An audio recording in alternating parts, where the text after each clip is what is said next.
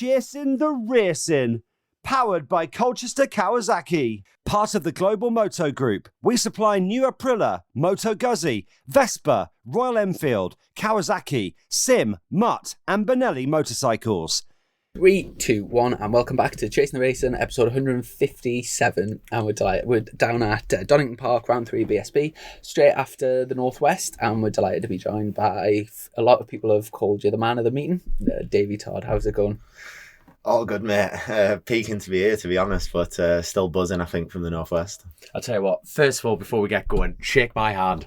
What an outstanding bit of riding. I totally agree with you, Chrissy. That was man of the meeting. And before people think I'm just having a go because he's sitting here, but no, it's, mate, absolutely class, man. Absolutely class. It was one of them where you were like the sort of nearly man in every class, but you were the only one that was right at the front in every class. So that's what I've got to take from it, to be honest, because it is sickening. Like, you'll know yourself, like second best every time, and you're like, I just wanted that win so bad. But to be there in every class and a couple of lap records and like. Yeah, you didn't need to win. That was the thing about your performance at the Northwest, is you actually didn't need to win it. Everyone was like, bloody hell, and that is so good. Did you get the lap record on the Stocker? On the Stocker and the Supersport bike. Supersport as well, and then Hickman got the outright one. He got the outright one. We were so close because I actually went quicker than Glenn went, who beat me in the race.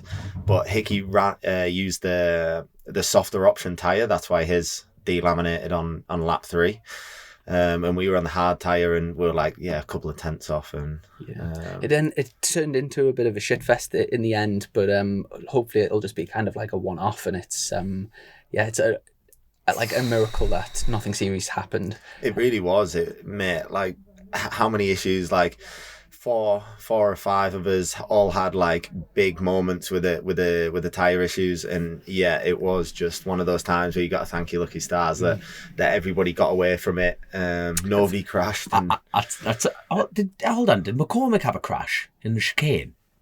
I don't think he crashed when his tire delaminated. No, he didn't crash. He didn't crash. It was down the straight. Yeah, jeez, after Mathers. Mathers and McAvoy. Have you heard anything from the tire manufacturer to like why it possibly could have happened?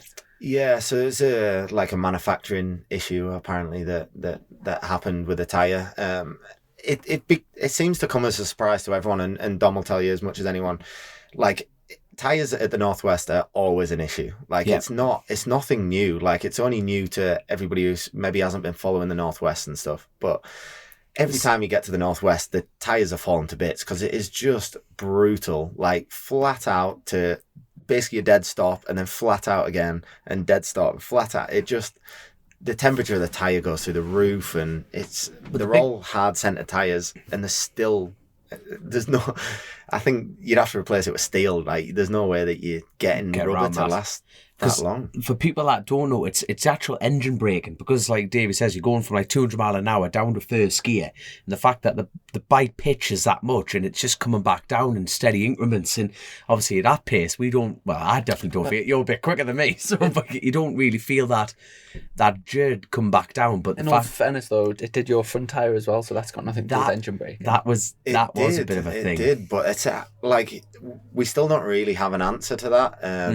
It's a bit of a weird thing, and we're trying to get our head around it at Dunlop, working with Dunlop and speaking to them.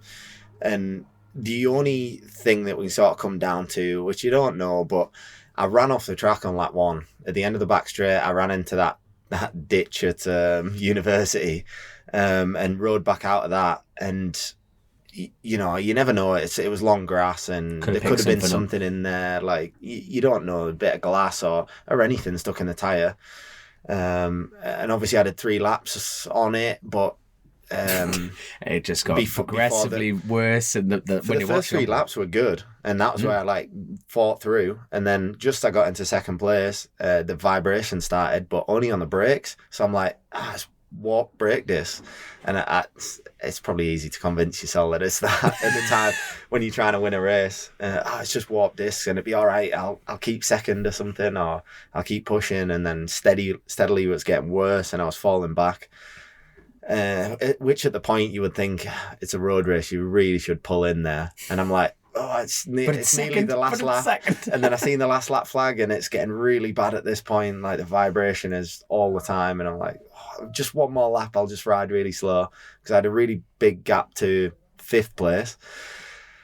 I don't know, and I just kept going. So coming past where I was watching, so end of the straight just before university, I was just like basically on the speed trap. So they used to be going through like 200 mile an hour, and from there it just looked like a problem with the front. It looked like the front mudguard was loose, but obviously I've seen the pictures afterwards and where it's like worn the front. But basically it was just like as you came past, with all the tire actually chunks of the tire like sort of delaminate or coming out. I think that's what smashed all the mudguard up. And then obviously because of the vibration was that bad, it was like quite hard to hold on to the bars because it was vibrating so bad. So then I think that's why it was like shaking around, like you can see on the videos and stuff like that. It's shaking around a lot. And I tell you what though, it's mental. But I think what we've got to be careful of is like, the fact is that could happen to any tyre manufacturer. I'm not trying to put the shits like into everyone who rides a motorcycle, you know what I mean? But it's the fact that could have happened to Pirelli, Metzeler, Michelin. That could have happened. But unfortunately, it's I tell you what though, you wouldn't imagine being a fly on the wall at Dunlop on Monday morning. My giddy aunt. But like I say, it could have happened to any tyre. But I'm glad I went to Metzeler this year. That's all I'm saying. Yeah. My giddy aunt. Speaking of drama that day as well, and we're kind of really lucky to actually be doing this podcast in the studio, because as I was getting on the plane to come home, I'd actually left this trailer at my mate's yard, and down south, mind. And it was all down south. It was all well. locked. It was all locked up. Them big the metal barrier things that come out of the ground. As I was getting on the flight, like about 20 travellers turned up at the yard, got a big grinder, like a petrol grinder, just chopped the way into the yard. And so like as I was getting on the flight, I knew that they would be in this trailer, and like I was thinking, oh, like if they towed away, I'd be like completely screwed. Luckily the police got there, and a few of my mates got there, and they left the trailer. But when I got down, it was literally just ransacked. Like every single thing was just pulled apart. There's just like shit everywhere basically. The second time we've been rumbled. I think luckily there was they've nicked two really stupid things. So like the black step to get in, they've nicked that. Now, if you own a caravan, that's gold. Let's face it. As we've just went to start this podcast, we've got like an extension socket which they've nicked as well. But it's a good time to bring in Malenko. Mr. Malenko here. I'm sure we can sort out a step for that. So make caravan steps, motorhome steps, stuff like that. There you go. You see, you kids. You're on commission. I get one sorted out here. They don't do pepper spray for pikeys, do they? You know what I mean? That's what we need. Like padlocks as well. So maybe try some better padlocks. Some Malenko padlocks. We're gonna have to get like a Chasin the Racin the dog. You know, we'll have to put the Patreon money up, Chrissy. We'll buy an Alsatian just to feed it like fresh meat, so it just kills anything that comes through the door. But you can't rumble twice. You can't write it, can you? Yeah, luckily, one thing I was worried about, I'd left 20 tickets for this round in this draw, and so I thought, obviously they'll have gone. And when I came back, everything was scattered all over, and the tickets were still there. So like that's obviously worth like hundreds and hundreds of pounds. So like that, it's worth a lot to you, but it'd be pretty funny to see you nick it and then turn up. We've come for our hospitality. I know, but straight into Paul Bird's spot. Yeah, it's one. Bonjour. It's one of them where just lucky to but it got us thinking, in like other countries, like say, your mate in America, where like say in South Africa and America, where everyone's got guns, like there must like, if you describe like how travellers live in the UK, it must be like a really weird concept to them. The fact people can just turn up at your property, break in, and then and just stay there, and the police can't move them. And do you know what I mean? It's like, yeah, it must be wild for them, because you just be shot immediately. It's always funny, isn't it, when you see the signs out in America as like trespassers will be shot. I mean, do they have survivors will be shot again? Yeah, stuff like that. You know, do they have travellers like around Europe? I know Romania, Romanian gypsies. I think so. In certain places, but next week on the podcast, gypsy hunting. They won't have them in America though, will they? Because like you say, everyone's surely armed. not. Surely not. But then I think I was expected a lot in Ireland to expect a lot of travellers there. And it just doesn't happen really because, in a sense, nobody out there takes any shit. They're just like, like, get off my land, like, where everybody sort of I guarantee I know tiptoes around it here and doesn't allow it. I don't know. I know what you mean, but there's guaranteed spot in the Isle of Man. They do not let it happen. They don't have caravans? No, you have to get permission from the government. Like, when we go racing, you need permission from the government to take your caravan. That's class, isn't it? You know what I mean? There's no messing about there, is there? Straight off the bat, off we go. Now, going back to the Northwest, so obviously you had like a real successful week. Alistair Seeley was also very impressive. Three more wins. It does take them to about 27. 27, I think it is, overall, which is like incredible in that. And obviously Glenn also had a strong. He got 2 wins, didn't he? 2, both Superbike races, yeah. So that's him 6 in a row, 7 in a row. Yeah, something like that. Yeah, I tell you, the most in a row that anyone's ever won. Honestly, even go. Wait, hold on, we'll just leave the IB for flight to fly over the top there. There you go. Everyone's off on holiday. There you go. But talk us through that wet race. How much grip was there for you? Be honest, because for me, everyone was going like that. You know, when you watch the telly and when you watch the race, and everyone's going, "There's loads of grip. There's loads of grip." We've all wet raced. You two lads, you and Seeley, broke the pack. You went away and you had no lean angle, the pair of you, and you broke the pack. It just showed the lack of.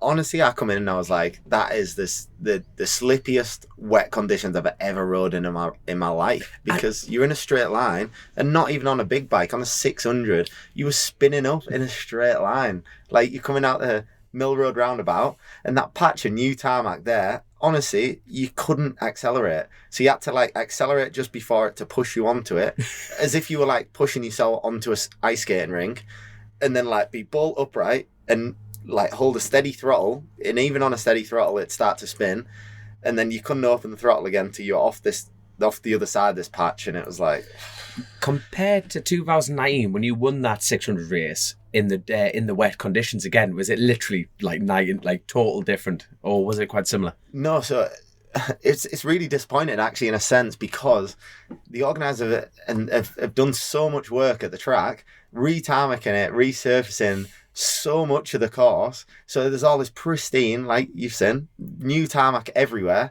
but in the wet it was brutal. In the wet you just had 10 times less grip on all the new tarmac, and maybe more than half of the track is new tarmac now. Yeah. So it was just lethal. And then you jumped off the 600 onto the big bike, and you're like, man, it's raining heavy then, and in the wet, which is I presume station must be quite scary in the wet. Station was all right. Station, weirdly enough, that was the station, in the back straight was actually all old tarmac still. So that was actually not so bad. Really? It was all the course road and stuff like that where you're.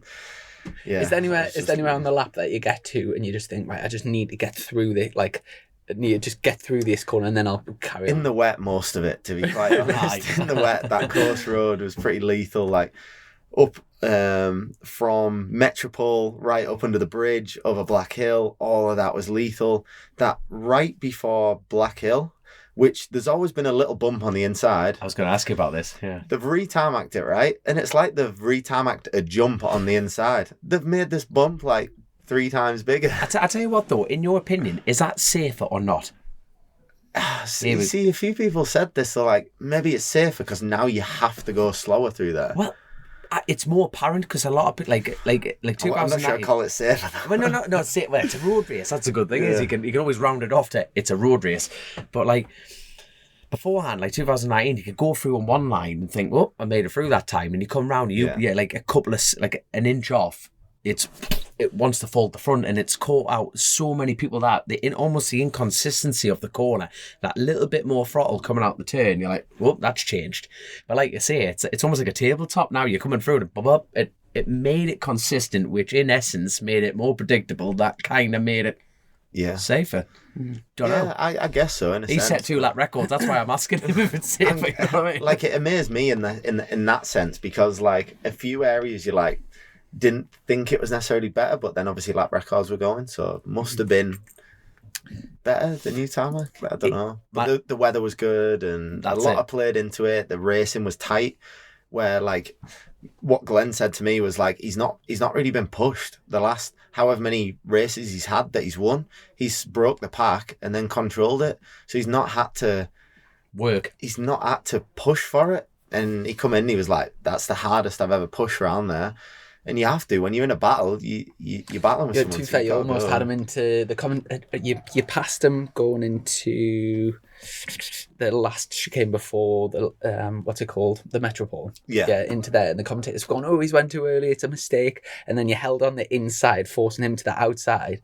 And if it just worked out where you went like a tiny bit, and he got the cutback on you, but that was millimeters away from. And if you'd held it there, I don't think there's not. I know people have I was actually pretty strong over Black Hill and then breaking into Juniper. Yeah. So that's why I wanted to go at the front. I didn't want to leave it till then because I could never get the slipstream into Juniper on him, and he's good on the brakes as well. But we were pretty even. So if you didn't really have a run, it was hard. It was over. So go on. I'll tell you what, like even the similar location, exactly the same place on the track was the Lee Johnson moment as well. Because you must have watched it back, you? Yeah, the footage and that. I honestly believe, right, if you didn't squeeze him there, and if Lee got by, you would have won that race. No, I know that's the worst thing to tell you sitting here, but it's the fact is, in a sense, because he would have gauged it, and throughout that whole race, throughout of it, you were out braking Lee, and you're thinking he's so light, BSB, everything like that. You're thinking, my God! But if he gauged the brake, I genuinely believe you would have gone, put the cum shield in, and gone for it like 100%. That I don't know. That's the sort of thing. I just thought I'd defended enough. I didn't want to go putting anyone in the curb, but it was mad looking from my onboard how it like blocks him off to the curb, and he rolls off. And he rolls out of it, and then as much as everyone's going, "Oh, your bike's so much quicker than his," like he rolled off and then went and drove by me, and I was like, it caught me by surprise because he passed me where I didn't expect it. He passed me too early, for where I expect him to actually come by. Because when's the first time you hopped on that? Because that's the new 600 from Honda, isn't it? But you can't get them in this country. You have to get them from Japan and everything, directly from Honda. So when you tested that bike, was it with just kind of no reference to any other power, no nothing? No nothing. So we did a bit of a secret sort of thing. We didn't say nothing about it. Just after the press launch in the Isle of Man. So we stayed over for an extra couple of days and went to Derby. It was a pretty good idea because they came around to it and they're like, it's maybe not the best track, but they're like, you know what, it's really bumpy, got potholes, it's rough, it's got a long back straight that is rough as anything. So they're like, it's probably a good gauge for a road race bike. So we just went there for a couple of days on the 600 and the Super bike, and give it a test around there. And first time I hopped on it, to be honest, I was just like, mint, okay, like let's go. Like I just felt happy. So when you pulled up and you got into race mode, you know what I mean? Like, because practice you kind of think, well, people are really pushing, but in race mode you must have just gone, holy shit, this thing's quick. Like, you know what I mean? Yeah. Was it a shock for you? Yeah. How quick it was? It wasn't, like, to be honest, I know the team, and we used to, I rode, when I've rode for Padgett's before, I only rode the 600 for them. And all anybody ever said to me was, you're on the wrong bike, because the CBR 600 is the slowest 600 that there is before they brought this new model out.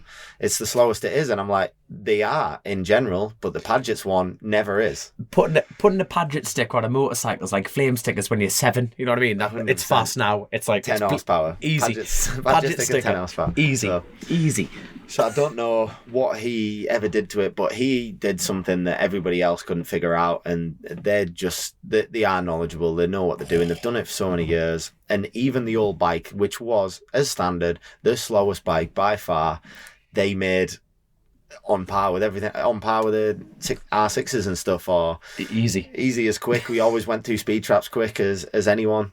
And when they got this new bike, they were working away and they said, this is hard work, but I knew it was going to be good, because when Clive comes to you and goes, "This is better than the old one," you know, You believe him. Like, he's always right. He is always right. So, because to be honest, your 600 career, it's kind of been Honda based, because with the Burrows lads who were 600 Honda, and then you've gone from there to Padgett's, and then from there to there to there. So you're pretty much Honda's top dog. Wilson Craig's last year as well. Jesus, where the high course. So it's always CBR 600. So I've got a good gauge with him. But you've just realised that now, haven't you? Yeah, I've got a good gauge. Do you know, in contrast from riding for the official Honda team to riding for Clive's team, is I presume it's a much more of a sort of like a family feel. Do you feel like that suits you better? And is there much of a difference in terms of how the team feels? Yeah, it's the opposite ends of the scale, to put it bluntly. It really is, because it's super corporate, and obviously the Honda budget is much bigger and what have you, and they've got a ton of staff, whereas the Padgett's team is just super relaxed, super family feel, like everything that goes in there. There's no, I don't know the best way to put it, like they don't have the hospitality truck, nothing fancy there. And Clive actually like almost prides himself in saying, like, the money that we have, we don't put into stuff that we don't need. So he doesn't have like fancy chef and all food getting made and all this, that and the other. It's like the money that they put in goes into the engines and the bikes being as good as they possibly can be. And 10 brake horsepower sticker. As a rider, you can't honestly ask for any more. It's relaxed. Don't ask any, social media stuff from you and stuff like that. It's literally just, if you turn up like to ride your bike and you go out and ride as good as you can ride, we can't ask any more from you. And there's no pressure there either. Like they're not. There's no expectation. They're not. You're here to do a job. You better go out and win. He's like, the thing he always says, and he's like, your safety comes first, and that showed in the last race at the Northwest, where I actually said I'd go out because we had the tyre issues and everybody had the issues, but we were in a better state than anybody else. We were on the harder tyre, and Dunlop said it's not. We advise everybody to not ride on Dunlop tyres. And I said, fair play to Dunlop to make that announcement, because that's a big ballsy thing. It's a big thing, and they had to do it, but they did. So hats off. Yeah. But I come back after the Superstock tyre blowing out, came back and said, "Can I'll go out and race." And he was like, "No, you can't. They've said that it's not safe." And I was like, "I'll just go out until I feel something going wrong. Like, we'll be all right. I'll have a go." And he was like, "Mate, your safety comes before anything else, and I don't feel like it's safe, so you're not riding." Yeah. Like there was no choice in it. Yeah, good. And I think there was only Phil and Michael Rutter that went out and done laps in the last one. Yeah, absolutely. On the whole grid. Yeah, there wasn't anyone else. It was just them two, and honestly, it was the right choice. Michael's was in bad shape. I seen that after. It was in really bad shape, and he actually ran the Superstock tyre as well, not the slick. That came off, didn't they? Dunlop's Dunlop's. Are you talking about Michael on the Suzuki? No, I'm Rutter in the last one. His was in really like who actually went out in the last race. Right. Rutter's, and it was in pretty bad shape when he made it back. Just lap time went downhill a lot towards the end, but he did get back and was obviously safe with it. But it was not in good shape. It was a bit crazy, really. Yeah. For people who are watching this on YouTube, by the way, Dom must have had an important call, so he's just shut off. Another thing I wanted to talk about is obviously it was like I kind of need Tom's input on this as well, but it was very controversial. Not just the tyres, but the whole Ryan Farquhar thing and the Richard Cooper getting disqualified. Absolutely dominated the meeting. Just what you said about Glenn used to like break the pack and then just clear off.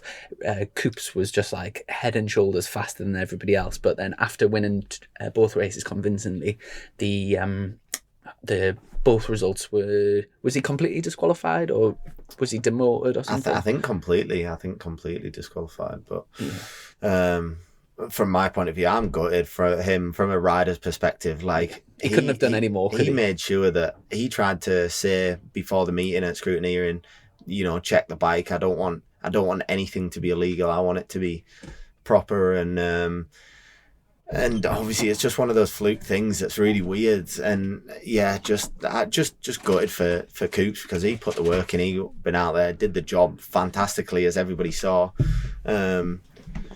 Really was head and shoulders above everyone. Like, the bike was lightning quick, but so you need someone riding it, and he was riding unreal, wasn't he? He's just absolutely done the job. And then I've just stepped back in. What have I walked into here? The Farquhar scenario. Yeah. Oh, right. Oh, God, Benetton. There we go. So, first of all, the controversy started with the whole Super Twin class on the Thursday evening, because they were the last race of the day, and the race was postponed until Saturday. And at the time, I was watching on TV back home at the time, and the people that were annoyed about it were saying there's no chance that race will run on Saturday. And to give the organisers the due, they had 2 but dry races in really good conditions. In a situation like that, it's obviously going to play into some people's hands and not play into other people's hands. So, for example, for Jeremy McWilliams, he would have had a decent chance of a race win, or definitely a podium in the wet, where his chances of winning the dry would probably reduce a little bit, I would say. Still got like a really strong chance, I would say, like a good chance of doing well. So he was super frustrated. But in hindsight, if they'd ran that race and either somebody had got seriously hurt, or if there was a big crash or whatever, you're always going to annoy someone with your decisions, but in hindsight, that did turn out to be the correct decision. Definitely They got 2 bone dry races in perfect conditions. And I don't think it'll really change the result anyway. Like, I have to say, Coops is an unreal wet rider as well. So, hands down, like, I'd have to say, if I was going to put my money on someone winning that twin race, if it ran Thursday in the wet, I would have to say Coops again. Yeah. I tell you what, that's a good thing about this sport, is that the fact is, because Cooper, fair play, he hopped on that Superbike and he chased around Glenn as well. Coops is never he's not the problem, far from it, the problem here. Mm-hmm. You know what I mean? Coops' ability to ride a motorcycle is far from in question here. He would have won the wet, the dry, in the middle. That's Richard Cooper all over. But I tell you what, though, I've got an opinion on the Super Twin thing, Mike, because I am a full Super Twin addict here. But I tell you what, it's. Can I just run through what the timeline from my point of view of what's happened, and then you can give us your expert opinion on the actual. Wow, we are scraping the barrel here, Mike. So from straight after the race, the first thing I knew about it was on Facebook, and the first thing that I read was that Coops had been disqualified for something really trivial, like a fairing bracket was in the wrong place or something like that. And all of the Facebook comments and stuff were like apps. And also in that first comment, or the first status or whatever, it blamed, or it might have been that night, it blamed Jamie Coward for protesting. So Jamie was getting loads of abuse. And then the following day or whatever, there was another status put out saying it wasn't Jamie, it was somebody in his team, and sort of asking people not to be nasty to Jamie, but he would have still got tons of abuse.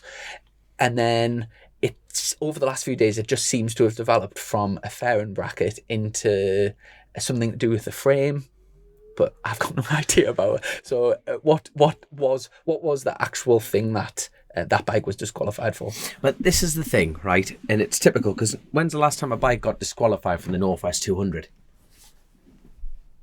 Exactly. So when's the last time any bike got disqualified from Irish racing? Yeah, a lot of fucking echoes. And yeah, it's right. It's right though. You know what I mean? They've never actually pulled it. They've actually brought in weight limits, and they've brought in all these ruling. And now the mad thing is, a week prior to the Northwest, we're going to actually put a brake horsepower limit to actually even up the class and make it fair racing. And even there's such mixed emotions with that class, because you look at Lee Johnson, he pulled in, didn't he, off the race, and you know what? It's actually not. It's just not the same. Hickman's riding around in the 660 Aprilia, and so was Lee Johnson. He was riding his absolute heart out. When you say that nobody gets disqualified in general, do the bikes get? Is there a proper scrutineering process? You see, the TT, for example, the TT will strip your bike. There is no question about it. If you were in the top 3, bang, strip, and they'll just keep working out till which bikes legally won the race, kind of thing. But bearing in mind, they're one of his own.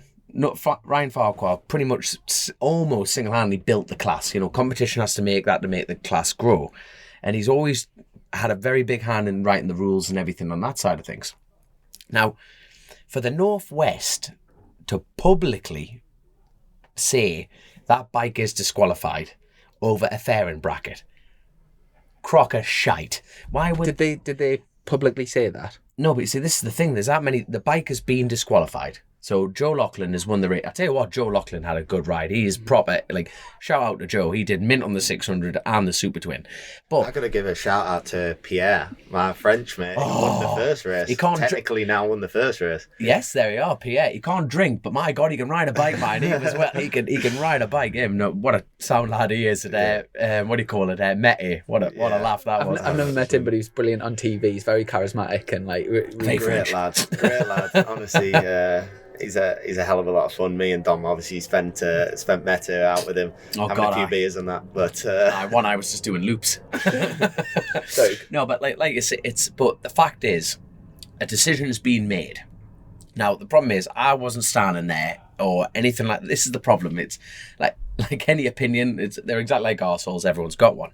But what they can do with this bike, and that's why they're probably stipulating on the fairing bracket issue, is the fact is they can remove a part of the frame, which gives it more flex in the turn.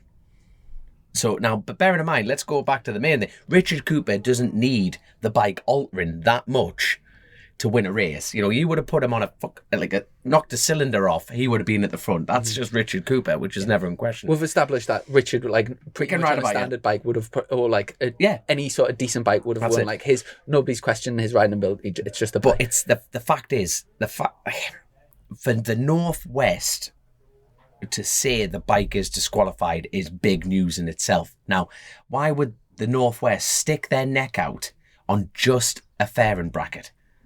I'm just posing questions here. You know what I mean? That's to change the results, to change everything about that event, when really it would have been picture perfect to go, no problem, off you go. So is it a fact that the bit of the frame was taken out? This is the thing. Nothing's been stipulated. I've not seen any official sort of thing. But I've seen it done in like club level and stuff like that, and it gives the frame more flex. It does allow the bike to turn more. But does everyone know that you're not allowed to touch the frame? In the regulations, you cannot modify the frames. So it's like a fair... whether it's been on purpose or a mistake, it's a fair disqualification. Either sort of way, like... In their defence, like not taking anything away from Coops because he deserved the victory. Yeah. But where do you draw the line with rules and stuff? Like, you can't just be like, well, he did break the rules, but it's all right. So what? Like, you give it 900 horsepower, but he broke the rules as well. Like, where's the line of, like, you can break the rules a little bit, but not a lot? Like, whether it's a fairing bracket or what. For me, there's no question there. You've just got to have rules that people stick to, and it's black or white. Like, if you say you can't touch frustrating that it is, if it's something small, it's really frustrating, but then it's like, why do it? Why take that? See, but why that? You see, like, why over a fairing bracket go down that route? And I'd say, you see, Farquhar. This is the problem, because Farquhar released a statement, and I think one of the questions towards him was, so are you a bit nervous about your bike because the 700s are relatively new? Oh yes. Apparently, so like the reliability of them, and then he openly, and this is on quote, that he said, "Oh no, we've been developing this bike with Derek McGee last year at Armoy." Derek McGee obliterated the lap record in a 650 race, and he basically, Farquhar's just turned around and said, well, he was on a 700. So you're thinking, hold on, so does that mean Joe Loughlin's won now the Armoy and Adam McLean's come second? There is wait, oh God, there'll be Super Twin fans listening going, oh God, Bennett. But I tell you what, and the bike would not have been stripped at Armoy, that's for 100%. But the thing that, that old saying, there's no such thing as bad publicity, because everyone's talking about Super Twins. So hopefully, I'm praying it gets sorted. And it's just like, for God's sake, it's just handbags at dawn sometimes, isn't it? Mm-hmm. But it's desperate times. But we're rolling on to the Super Twin at the TT. No. Gutted. I am gutted, yeah, because I had one lined up. I don't want to talk about it. I do. Come on. I had one, a really good one lined up. You could say a race winning one lined up. Stop being a bloody tease, will you? Just spit it out, will you? I'm not. Yeah. How? I'm a Honda man, so if Honda don't have a Super Twin, so no, are you actually contracted by Honda still? Or yeah, all right. So Honda are still supporting us with the BSB in doing a full season of BSB. Not saying Padgett's have required any help, but I think more in the little financial side of getting the job done. Good. Padgett's are a small team, and obviously Honda are still supporting us. I still personally get a little bit of help from Honda, so they still have a say that I'm. Fair enough. Are you selling in generators for cash? In the grand scheme of things, it's one of them things like you can't please everyone, but in the grand scheme of things, it's good. Now going into the TT, we've spoke. Obviously, we'll chat every week on the podcast about, and TT comes up a lot, and we've been kind of tipping you even before the Northwest has been. I think. Since the last TT, you've been putting the hard graft in at the short circuits and stuff, and you're kind of in a good position going to this year's TT. You're out on the 600, the Superstock, and the Superbike. I bet you're absolutely buzzing to get back. Yeah, absolutely peaking to get there now. Honestly, I was already excited, but certainly after the Northwest, and you ride round you ride round at speed because you're always unsure. You can test bikes anywhere, but you can never test bikes for the TT or for the Northwest anywhere. You just never get the same. Whether you go to Derby Circuit and it's a bit bumpy or not, it's just not the same. So actually going to the Northwest and being at speed and your bike's stable and easy to ride, or easy enough to ride, and you're happy to then progress on to the TT going. I'm excited to go there on bikes that I'm happy to go there on with. I'm in a good position. It just makes you even more excited to get there and get going. The one thing that everyone keeps talking about, and leading up to the TT, was, it's going to be totally different with that kind of gap. Do you agree? I think that's I tell you what, Northwest was coming up. No one questioned Northwest. We haven't been at the Northwest for 3 years, and everyone went round there not thinking, shit, which way is it going to go? Can I just say come to the TT. As my first time at the Northwest, I was mega impressed with lots of aspects of it. But just driving around, I mean, the crowds were you got spoiled. You both will know the crowds were amazing. The weather was great. Yeah. There's such a buzz. The amount of effort that goes up for the whole 9 mile course of with all the sponsorship stuff and all the grandstands and stuff, such a good event. When you think it's obviously free to watch as well, you can't charge entry. You think it's almost difficult to understand how it works, because in terms of people aren't paying to the organisers to watch, and I was really impressed. I thought it was a fantastic event. On a personal, I think, because road racing, it always goes in popularity waves. Like any sport, goes up and down. But the fact of it just shows how much people missed it, because that was class, wasn't it? It was just rammed, and he thought road racing struggling, and I think, like you say, the Northwest needed that boost. The weather on race day, it was just class, and it was just and you think BBC Northern Ireland need to back that. Mm-hmm. Northern Ireland, not BBC Northern Ireland, not BBC Northern Ireland, the Northern Irish Tourist Board. Sorry, yes, yeah, 100%. And also, I just need to give a quick shout out. I know you both got tattooed from Chris, but I need to say matches. Massive thanks to his parents. Said you wouldn't talk about that. Massive thanks to his parents, Brian and Kay, who put me and my friend Lundy up for the weekend. Had a proper nice stay, and as you know, the best breakfast in Northern Ireland. So yeah, is Brian paid you to say that by any chance? No. There you go. It's just up by the Magic Roundabout. So I've had a great time, and also broke my anchor virginity that gets mentioned all the time in the podcast. So it was nice to actually see. It's massive, isn't it? The anchor complex. Yeah, it's absolutely huge. But I know, Danny who ran it. He's no longer running it, Danny. I don't know. Usually by the time you get in there, you can't really see anyway. So. that's pretty much the crack of it. But no, I'll tell you what, let's talk TT. No, I think, did you touch on the fact that you only rode a superbike twice, instantly competitive? Is that calm you? You tell me, has it calmed you down, or did it hit your expectations leading up to the TT with the superbike, or?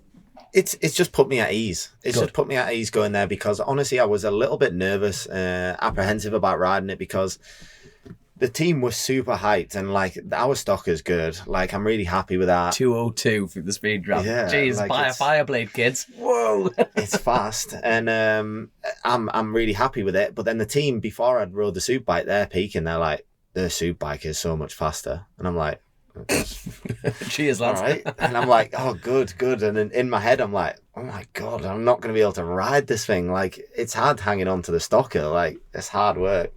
And they're like, oh, it's so much faster, though. So much faster. It's way better. And I'm like, no pressure, David. No pressure. Dear. So I was like, not dreading it, but I was like, this is going to be really hard work. Oh. And then, honestly, I got on it and I was like, it's easier to ride. It's easier to ride. Like, because the power's just smoother. It's like got bottom end where the stocker doesn't have bottom end, and just everything about it was smoother, and it stops quicker, and the chassis is just a little bit better, and like everything was just a bit nicer. So it was like, oh, actually, like this is mint. Like I feel really comfortable on it. This is when he turns up this weekend and go, David, you had the stock engine in that, son. Hey, we're gonna put the fire breathing one in for Honestly, real. He does that every time you go out as well. And like he goes out and I'm like, the bike's mint, 600's unreal, Superbike's unreal, and he's like, they'll be faster for the TT. I'm like, is he actually saying that? Yeah. Is he actually saying every that? Every time. Like every time you ride one of the Paget's bikes, he'd be like, it'd be better next time. And he's just always right, and every time you jump on it, it's better. And like, do you know, that is class. Going ahead into the TT, do you have any particular sort of things you want to tick off, or like anything? Is there anything that you think I really want to achieve this, or are you just going to sort of go give it your best and whatever will be, you'll be sort of? I don't want to have any expectation. It's still just my third year. Sorry, what was that then? I think everybody would be lying if they said they didn't want to win. Because you obviously want to win, and like if that happens, that would be unreal. That'd be like a dream come true. But I don't want to go there expecting like if you go there being like, I need to be top 3, then in practice if you're not top 3, you're going to be frustrated, and then you're going to go out the next time and push. And I don't want to go out there and like push where I don't feel comfortable pushing. I just want to ride as fast as I feel comfortable riding, and not do anything sketchy, because it takes some learning the TT, and we have been away for some time. I don't think that's going to affect the lap time. I think everybody's going to go as quick as ever. If we're going to have a warm weather, I think the lap times are going to be as quick as they've ever been, if not broken. Like it's not what everybody expects of like, oh, everybody's had years out, everybody's going to be really slow. That isn't going to happen. Like everybody still knows where they're going. Everybody's still riding week in, week out, riding different bikes here and there. Definitely no change there, but I still have only had 2 years there, like, and it's the well-known thing, 3, 4, 5 years there until you really know the place and you feel like you can push. And I wanted to take that in, and I did that in my second year there, and it went way better than I could have ever imagined, doing 131.5 mile an hour lap and getting a P6. I was like, I didn't ever expect that. So I was like peaking with that. And that was on a bike that I wasn't necessarily comfortable with. We had a lot of issues, had problems. We didn't have any practice laps, or barely any, because the weather was terrible. Was that the Penn's BMW? Like, it maybe just didn't suit me, the bike, but we struggled to get it set up, and we were using different tyre manufacturers at different races. So it was hard for us to get worked out properly. So then I look at this year and going into it, and I'm like, I just need to do the same thing, go into it with no expectation, just ride as fast as I feel comfortable riding, and see where we end up, see what happens, because I did that before and it worked out really well. And I'm now going into it in a better position than I've ever been in before, with bikes that I'm all fully comfortable with, super happy with. I wouldn't change a clicker on them, and going into it riding more than I've ever rode before, doing British Championship, and there's nothing that sort of doesn't say that it wouldn't be better. Mm-hmm. But in the same breath, I still don't want to expect anything. I just want to go there and see what happens. You know, if you had a crystal ball right in front of you now, and you sit and say the British never happened for you, and you're stuck on the rhythm that got you to where you are, you know, like with the Supermoto, and you could get what you can get your hands on. Do you reckon you could have done what you did at the Northwest without the British?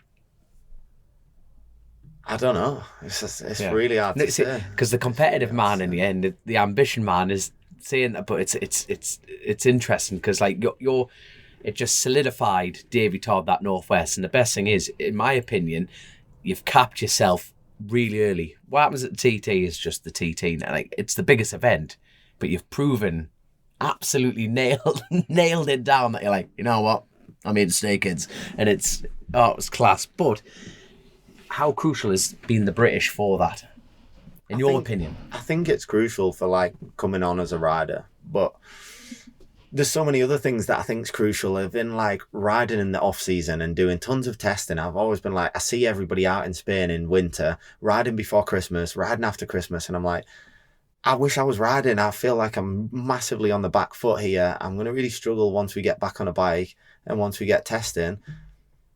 And then that never happens. You get to the first test and you're just where everybody else is. And like, I was so worried, particularly this year, and even been with Padgett's and knowing the bikes are going to be good. And I was just riding tons of motocross and just flat out went to Spain and just rode motocross every day and just felt like was loving my motocross and not thinking about it, but still out there, rode a little bit with Tom Ward and Ryan Vickers and Brad Ray, and they all had bikes with them, like 1000cc stockers or whatever they're allowed to ride by the rules. And they had them on, so I'd ride with them one day and then the next day they'd go off to Superbike track and be spinning laps and stuff like that. And I'm like, maybe like I'm missing out here, and like I know there's no point me messaging Clive going, can we go testing in Spain, because it'll be a no, they're too busy, they're doing what they're doing and it'll be fine. So I did get a little bit worried, but yeah, just then turned up at the first test and we were just like, it wasn't like I was massively on a back foot or anything. I think you all know how to ride a bike, you don't forget, like you get back on and it's a session or two, it clicks back in and you're just back to where you were. Because we were, funny enough, we were like thinking that through the winter as well. We're the only ones not in Spain. Us three were the only people not in Spain. Well, sorry, you were there on a motocross. It's like you were in Spain on the wrong track. There. Do you know 131.5 mile an hour on the TT? Where does that put you in all time? I don't know. It's about sixth in eighth or something. So top 10 of all time. Yeah, I think it's top 10. Do you know Dom's just made the Hall of Fame for Northwest? Don't say that in front of him. So do you know top 20 fastest ever laps around the Northwest? Dom's just made it in the top 20 this year, so 20th. What did you do? What lap time? 4:28. 7. 4:27, did you? Yeah, fucking don't knock me a second. Yeah. Well, the lap record before this week was a 4:22. 22. I've only ridden that bike at Cadwell before going there. Like in love with it. Did you do it on the Stocker or the? Yeah, Stocker. Yeah. Hold on, I'm going to find your time. That's it's even going to better be considerably higher than mine. Yeah, you're he's a second. I did a 20 on the Stocker. Oh no. 4:20 on the Stocker. You're the fourth quickest ever around at a 4:19.33. Fourth quickest. Who's the three ahead? Sorry, mate. Oh, disgusting. Hold on, kids. Like, for the YouTube viewers, this is 2 lap record breaking Davey Todd. There you are. Who's top 3? So Hickman, Glenn, and Cooper. Yeah, Glenn and Cooper went quicker in that last race. Yeah. To be fair, you couldn't have. Mate, you have to take. Mate, I'm all the way down at 20th, but I'm still on the list, Jorgen. I'm still on the list. There you are. To be honest, I had that same list before the race, and I was like looking at him. And you knew fine well. Because I was in just in the top 20, I think, before the event from 2019. I had I think it was like a 27 or 28 or something like that. Right. From last time. But yeah, it was like... Well, the last time I was there, I was looking back, I was doing 4-minute 42s, 43s. It's mad. That's quite a jump in there. From someone from short circuit racing, you're like, what? The gaps are huge. It's mad, but big 9 mile lap, it's long, isn't it? It is. Little gains. We've got quite a few Patreon questions. I seen anything on... Just before we get on to this, I seen a thing on Instagram. Are you setting up some? Is it like a chat show thing or like a? Not a podcast, are you?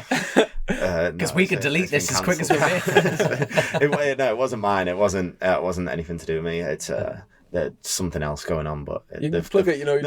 They've canned it. Oh, it's all right. Yeah. Oh, right. I don't know. They were expecting a lot more people to sign up to it, and they didn't. So not yet. Just not yet. with Give it time. Dean and John and Dave or something. We're doing like a pre-TT talk, but they're maybe going to do it later or not all. I don't know. Fair enough. By the way, I must apologise to the listeners because Not there'll as be good as people. this. No, you get no commission here, son. We don't get any ourselves. But no, I must apologise. It's me that's having to run away from this interview. There'll be people screaming down at their things, going, "Why are you trying to tidy this up?" But it's like, you lads can still sit and chat. I've got to go get my eye socket realigned at Aidan Robinson's there at ITRM, so he keeps pushing it back. Oh, it's a right. You seen it? I have seen it. Yeah. I look like bloody like I'm like Dracula. I've got to hide in the dark all the time. You know what I mean? But no, I must apologise to all our listeners that I'm cutting this one a little bit short. But Davey, you're not going anywhere. You're going to win the senior, and we're definitely having you back there. Won't be able to afford you there. But anyway, here, Patreon questions. There. Yeah. Apologise to the patrons before the question. Quick one. So Andy Hosking said, "What do you prefer, short racing, short circuit racing, or road racing, and why? What is your most embarrassing moment, either in sport or personal life, and does it beat Pissy Rouse, aka the Yellow Ninja?" That was just from a few weeks ago. I have to retell this story on like every podcast now. When I was done, I pissed myself at a karate lesson. So it's like, do you have a most embarrassing moment of your life? You know what I know, it's pretty tough, isn't it? Like, I do a lot of embarrassing. He lives near Middlesbrough, you know, it's going to happen, isn't it? But I tell you what, I hope one day there'll be a load of Chrissy Rouse fans in like karate suits, like on the side of like one of the corners. I'm like, ah! I hope someone listens to this and gets a group page going or something. But no, come on, you must have loads. No, when he draws on people's faces when he's pissed. When I used to work, irritable thing he does. He just gets Sharpie and That wasn't me. That was John. Was it John that time? When I used to work at Nando's, I was once lining up I was on the front row of the grid at Knock Hill. And you know, the crowd are here. I looked to the right. One of my mates, Dick, he'd had a replica helmet of mine made and dressed up as a life-size chicken because of the Mando. So I can just envisage this year he's going to be in a karate suit with a big yellow stick.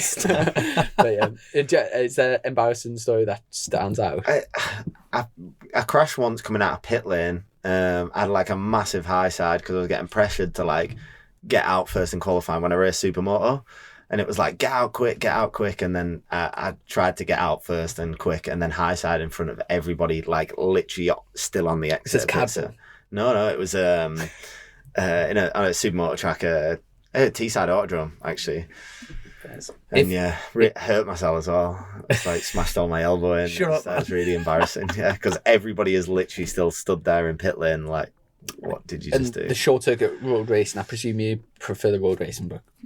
Yeah, once Dom will agree, like once you do the TT, nothing compares. So like you do the TT and then everything else is good, and I love everything else. I love every kind of bike racing, motocross, supermoto, like everything. I love doing it all, but nothing is quite the TT. If you were going to give up the TT for anything, nothing, no. Not even being a front runner in like Supercross or here we go. Scratching the itch. You got me there. MotoGP, a front runner on account like a Honda. Sorry, Honda. Got to say Honda, but like world level MotoGP. I'm talking as opposed to the TT. No, yeah, you had to give it like let's like not even for the like. You do the TT. You've done the TT. You've almost done it, but there's so much more that you can achieve and you will achieve. But you thought, right, Davey, let's just take asking me the question? You've rode around the TT course. Right. You know that feeling that you get riding around there. I know. Nothing is the same as that. I don't care. I'd love to ride a MotoGP bike, but it can't be the same as that.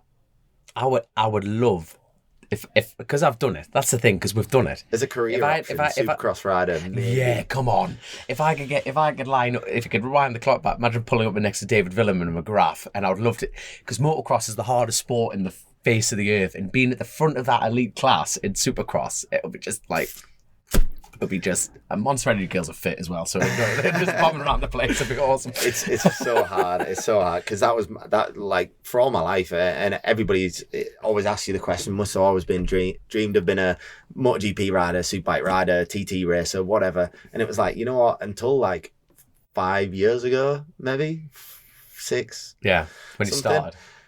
Like I wanted to be a motocross rider. Like since being born to then, it was just motocross, supercross. Like that was... It's the same with Johnny Ray. I remember reading an article years ago. Johnny Ray says, I'm a failed motocross rider. And you think, he's how many times world champion? Like the only thing that made me cross over was getting injured, you know. Yeah, and they told me they're going to have to chop my leg off or something if I start breaking it again. So I was like, I'll go do something easier. Something easier. Something easier. Easier on my ankle. Yeah, there we are. Less abusive on my ankle, because they were talking about fusing it at like 16 years old. So Jesus. At that point, you're like, oh, maybe... He's putting the Alpine Star boots to test. There we go. I'll tell you what, sorry, before the next Patreon question, I'm really looking forward to seeing you back on a stock at the Isle of Man, because I think last year with the crappy weather and everything, I think your fastest speed on the stocker that year was a 127. But the year prior was your personal best, and your newcomer year, a 128.7 or something like that. It was so fast. But last year with the weather, was that on the Penn's bike as well? No, stocker. Yeah. Was it on the Penn's bike? So it just showed how many different... It was basically a stocker on the Superbike and the stocker. The Superbike had a, like... swinging arm and... No, a slightly modded engine. Like, not full Superbike. It was like the...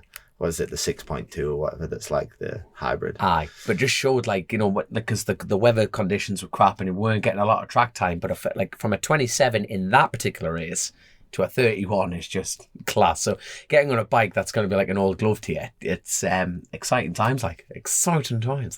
So we've got Jesse What number are you? Sorry. 8. Shit. Right, that's good. 8. Yeah. If you see me, it's over, pull over. I'm telling you, I'm 16. He's 16. That's a good number. I went off 18 last year. Who's last time? Two people in front of you. Gaz Johnson 7, Dunlop's 6. Right. So get the hook out, young'un. Yeah. If you catch Dunlop, then you're doing right. Catch Dunlop. Just breeze over Gaz Johnson. You just was that a slide dig? No. He was struggling at the Northwest. I hope I catch him. No, but like you say, Gaz, I think you beat Gaz at last TT, didn't you? I did, yeah.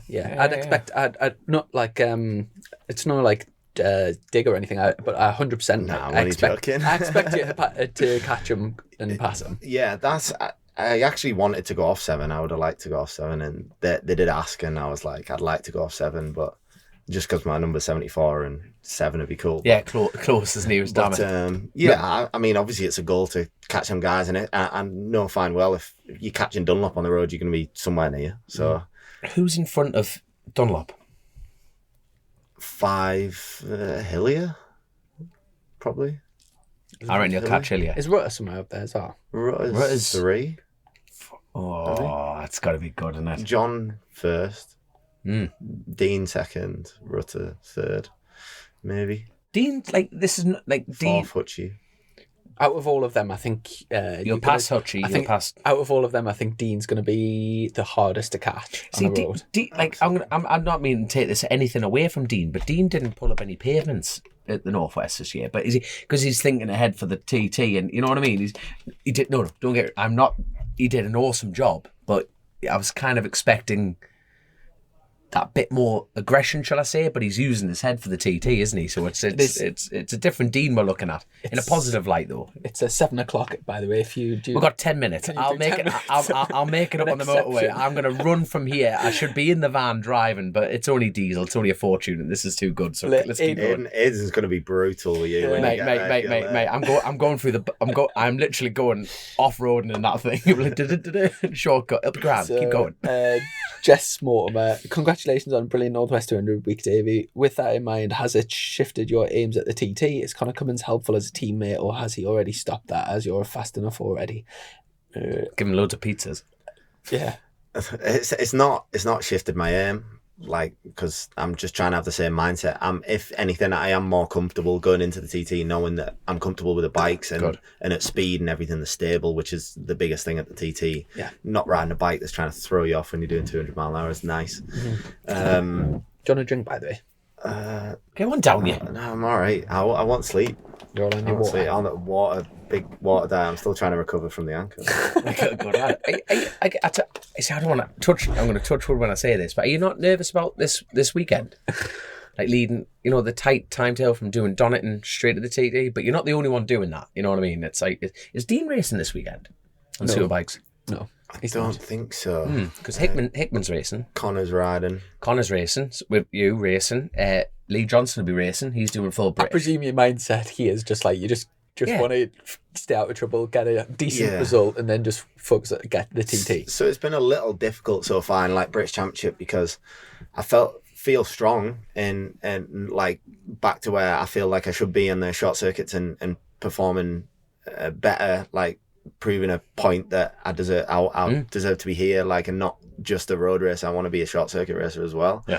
But in the same breath, like every race so far, you're like, I just don't want to do anything stupid, like, because at the end of the day, like, my bread and butter is the TT and the roads. So like 3 years out, I don't want to miss it again. Like, I'm absolutely gutted for Davo. Yeah. Like having that incident at Alton Park and going down, and now he's out and he's missing the TT. I honestly am gutted for him, because you'll know the same. Like, we've looked forward to this for 3 years to then get that close and then be like, right, now you're gonna miss it for another year. Yeah. It's tough. So like, I don't want that situation. And like, touch wood. Yep, touch. Yep. Like, you know what I mean? I've just stayed out of trouble, and it's sort of wrecked my race a little bit so far. Silverstone for sure. I was just not first lap, not aggressive when we had the pace, not aggressive, and then fastest lap of the race. But you're never going to get through. You've rode in Superstock like enough to know you got to be there at the start. It's not easy to come through that field and do it safely as well, like, and stay out of trouble, not end up going down. And just having a little niggly injury at this stage is like game over. Like, there's no time. So just a safe weekend, not doing anything silly, but at the same time, like, I want to win a championship, so I need to be there, like, there enough. Yeah. If I know you- exactly what you mean. okay. It's a hard one to balance, but Would you sacrifice one TT to win a stock championship? No. No. So I'm just thinking, imagine if you just pissed off into the distance on the first couple of rounds in stock 1,000. And You wouldn't, a little light at the end of the tunnel, and you just thought, I can afford to have 1 year out. Let's go get a championship. Would you do it? Just no. No, the TT is too much for me now, like, in terms of like my career and moving forward in my career. The TT is what is making it. Like, if it wasn't for that, you know, I would be, as you boys know, like, paying an absolute fortune to be here, like to get on the Superstock grid, like, because like, that's the thing now. Everybody's paying so much money to be with a team, and having to raise so much money to even get there. It's just not possible. So it's the roads that has given me the opportunity to be here. So in Rutter's book, and he got that from his dad. So he's have you read Michael Rutter's book? no, He's on doing a second. He's on doing a second one at the moment. But in his book, he said his dad said to him at a young age, if you do the roads, you'll always have a seat, and you'll always have a good ride. And so he's always had like good rides, good sponsors and stuff from that. which is sort of the case. Oh, definitely. The newcomers list for Paul Phillips is going to be strong next year, Well, isn't it? yeah, Jesus, at the end of the day, you're elevating yourself from, say, if you weren't doing the TT, you'd be like a very good national rider to one of the best international road races in the world. So it's like, it is a huge step up in terms of popularity, in terms of sponsorship opportunities, you know, like the massive international events with huge media coverage. It's just and you huge. deserve, and at the end of the day, you all massively deserve that credit. You deserve a lot more in real terms, but unfortunately our sport just hasn't got the following that I think it deserves. Hasn't got the cheddar. But yeah, for the spectacle that you're putting on and the performances and stuff, like really, like, if in a fair world it would be rewarded a lot more than it is, but we're all happy doing it. Well, we're all happy. But we would like some more. More money. Yeah. Nice. So And Yeah, cigarettes. Bring back cigarettes. That's what I say. You know what I mean? John Hamilton, what part of your riding do you consider your strength or easiest? Conversely, what area do you have to work on most? Who would you prefer to marry, your sister, Dom, or Chrissy? Have you got a sister? no. No, Marry he's my not going to say brother that. if you want. He's not going to say that now, is he? You know what I mean? Absolutely not. See, okay, who's going to marry your sister? If Come you on, had have a you sister. really fit sister? Like, she went to church on Sundays. You know what I mean? Fit though. Neither of us. We're talking. Is she You know, a you know, church you know when you girl? bite your She's lip. a church girl, and maybe Chrissy. There you are. No, I'm talking. I think you'd be the misbehaving one. Yeah, damn right. There you are. I'm talking bite your bottom I don't lip know. fit. You know, I you're don't like that. There's that Todd. There's Toddy. If I had a sister, she wouldn't be at the racetrack. There's Totty Toddy. There you are. There's Totty Toddy walking up. I think, to me, I wouldn't think that's like an obvious question. I've never asked that question to someone, but do you feel like you've got a particular strength or a particular something you're working on, or? I don't know. Strength for me has always been on braking. I've always been strong on the brakes. I don't really know why. It just works well. Just fucking mega. Weakness. Just gifted. Weakness qualifying. Are you looking through a soul there, Chris? You're just like, I'm fucking mega at braking. You don't But do to be what? fair, Class. Yeah, Absolutely. there's no points for qualifying though, is there? But it helps you get more points in the race. So it helps so much, and it's something that I am trying to work on. It is like putting a lap together in qualifying. You don't massively need that for the roads though, really, do you? It's more of a shorter. Certainly not, and not for the TT at all. Yeah. So that's fine. I'll be starting P8 no matter what. So.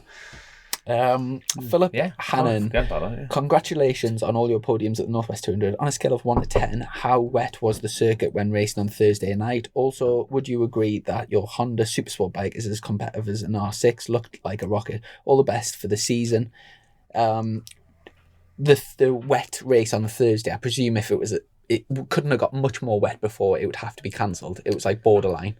I mean, With racing wet roads. Have you? Oh God, I have. Like, It looked terrifying watching it. Wet. Yeah, standing water. Wetter than an wait, otter's saying pocket. saying that I came from Tamraghia the week before, and that was soaking. Yeah. I had loads of grip though. Yeah, I don't know.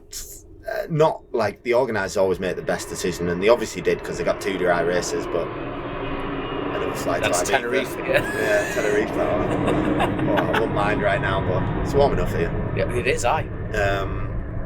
Personally, I said at the time, like, there's no reason why they shouldn't run the twin race at the time. Yeah. Because we'd just been out on 600s, which are more powerful, and then on Superstock bikes, which are way more powerful, and we'd managed that fine. So then, why not on the arguably safest bikes going out there? Why didn't they run? And like we said, even removing what you thought at the time, it did turn out to be the correct decision. It did turn out to be the right decision. The thing is, what's upsetting is the fact that you're getting dragged out of the grid and you're holding on. We all know why it's happened, but it's a shame they can't just tell us that in the briefing. It's telly time. BBC, they've got a slot time to fit it in and they have to fulfill it. That's what these riders' briefings are about. It's a bit like, look, lads, in order to keep the sport going, this is what may happen. Can we put on a show? Instead of just, to be blunt, it's that little bit of lack of communication to go, look, this is why we're doing it, instead of taking the piss and everyone just going, well, making assumptions and going down it. It's like, look, this is X, this is Y. Get over it. Absolutely. You know what I mean, though? Yeah, and I think it makes sense. And it's something they should really highlight. You know, right. going, look, we have to do this in order, because we all want the sport to keep going. This is why the event's on, because we're getting money for this. It needs to still be a bit of a show. Have an open book instead of on the 600 point. So like before the Northwest, I would have massively tipped Lee Johnson for the TT, and I still think he's got a very strong chance of taking the Supersport TT. But a lot of that reasoning for me was I thought the Yamaha was like by far the best bike. After the Northwest, I thought you looked I felt like you will look really strong on the straight, and my opinion of. In my head, I thought the Yamahas were like up here and everything else was down here. I've readjusted my opinion. Like I think you've got like a fair chance on the Supersport thing. Would you? I mean, I presume you feel like they're quite evenly matched. Yeah, I don't want to have say that I'm going to be competitive at the TT or whatever. Yeah, but no competitive and no expectation thing. Yeah. But in terms of like my Honda against the Yamaha, they both got strengths and weaknesses, but I would reasonably evenly match, and certainly mine wouldn't be bad for TT, because the strengths and weaknesses basically, and everybody was quick to go, it's your bike's by far the quickest against Lee Johnson, but it top speed it was, and that's why I was always quicker. But you watch out of every corner, and the Yamaha goes what? Like just gets us a few bike lengths out of the corner, and then I could come back at the end of the straight. The Isle of Man's 264 corners. Well, you don't really slow down too much, though. Stop starting. They're out there like second gear, first gear little chicanes at the Northwest. Even though over Black Hill as well, it seemed to do that same thing. But you don't know. You sort of can keep the RPM up there on that Honda, and it once it's going, it's going. It's good. I tell you what, though, it's just nice to have another bike in the mix, and that is the biggest crucial side of it. I think like having that bike there is massive. But I tell you what, who really put a smile on my face, and obviously you're going to be competitive, Lee's going to be competitive, but Michael didn't half string some laps in together. You know what I mean? He didn't, you know, and that you and Lee were just tussling it out and just sussing each other out, and Michael just went, it was like just like baby shark, like and it was like, and I thought, what did he say? I think he just ran on. He made a silly little mistake. He openly admitted to that. But there was shitloads of people running on at university, wasn't there? Like in all the races. I don't know if I've heard different things to do with like engine braking and whatever, but it just seemed, watching from the side, like nearly every race people were running on there. It's just a simple misjudgment thing. As much as everybody wants to go, it's like engine brake, it's this, that, the other. Like, you're just trying to brake as late as you possibly can, and sometimes you might go slightly past that, or you might get a bit of a slipstream, and then don't take into account you may be going a few mile an hour quicker, and then you try and take a couple of feet out your braking marker, and then you're like, and you're not going to make the corner. That's it. Like at that speed, like 600 is 108 mile an hour. Mm-hmm. So like the big bike's 200 mile an hour. It's like, without that tyre delamination in the Superstock race, you would have definitely won that race, considering you ran straight on, jumped across the grass, jumped the ditch, went back to about 6th or 7th, and then you were like 4 seconds a lap faster than everyone else. And without the tyre going, like you would have definitely caught. Was it Seeley that won that one, wasn't it? Yeah, Seeley won it, and obviously we'll come in. But at the start of that, like at the start of the weekend, I was like, if there's a race that's going to be mine, it should be that one, because arguably the 600 race is Lee Johnson's. He races British Championship, races the Super Sport bike week in, week out. So if somebody's going to win that, it should be Lee. If somebody wins a Superbike race, it should be Glenn. He rides that bike week in, week out. Glenn or Hickey or someone who rides a Superbike week in, week out. I ride the Superstock bike week in, week out at British Championship. Like, your class, should have a good chance of being a little bit more comfortable on that bike than the other ones. I was happy with the other ones, but that certainly, you know, when you've rode other bikes, like the one that you ride the most, you feel just a bit more comfortable on that one. There's barely any difference between that and my Superbike, but for some weird reason, you just like fit into it that little bit better, and you just feel at one with that a little bit more. And they're still trying to adjust to their stocker when you're hopping on this is home. There we are. I tell you what, lads, I'm really sorry. You can slag me off all you want when I leave this door, because I know it's going to happen, 100%, rightly so. But David, thank you so much for being on the show. We'll see you on the Rock. Good luck for this weekend. Good luck for this weekend. Oh shit, the bet. Mike's just wrecking the show. There you are. And mint, absolutely mint. Thank you, patrons. Thank you, Colchester. Peace out. Love to you all. Bye. Go. I was just going to say, Dom, next time I see you, I'll see you at, it'll be over the TT, so have a safe trip over there. Awesome. Bag of goodies. Mint. And I think that's it. Yeah, I've only got a few more. I haven't even got my shoes. Literally, hand me shoes over. This is class. We're at, this is not smooth, this operation at all. Cheers, man. I don't know what night it is, but you know the Bennett's barbecue thing. I'll see you there. Yeah. We'll see you there, David. He's a sucker for a free meal. Oh yes, barbecue. As long as you got vegan burgers on the go. There you go. Are you vegan? Are you? How long have you been vegan? Vegan for 3 years. Yeah. And was that after watching Game Changers? Not actually. See you in a minute. See you, man. See you, mate. So I had a crash at the Ulster Grand Prix. I don't know, like you remember 2018, I crashed at Deers Leap at like 160, 170 mile an hour. Yeah, I see. And was lucky to get away with it. But after that, it, for some reason, like I've been told, severe trauma can create intolerances in your body.